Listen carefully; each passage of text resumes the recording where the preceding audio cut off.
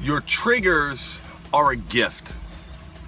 I want you to stop and think about that for a second. I want you to reflect on that statement.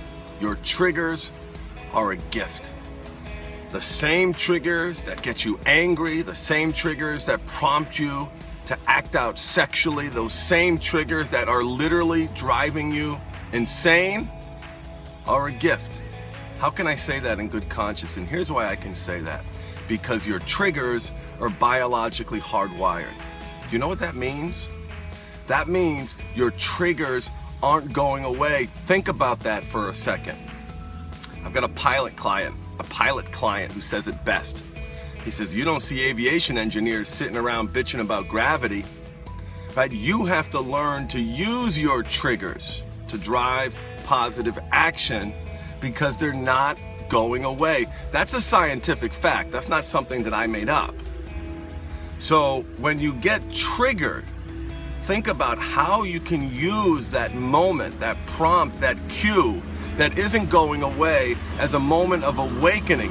What are you going to do when you get triggered? You have to have a plan. And in the mindful habit system, we call that a trigger response plan. What are you going to do when you get triggered? You must have a plan, and I encourage you right now to start crafting one. Write up that plan. What is it that you are going to do when you get triggered? How do you create that space between the trigger and the thoughts that follow it, and ultimately the action that you take?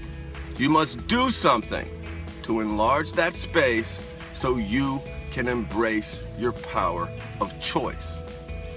You must change your relationship with your triggers.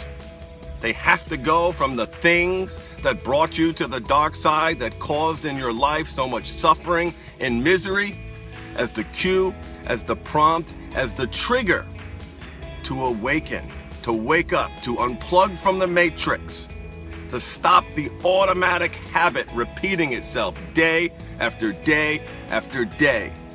Use your triggers to drive positive results.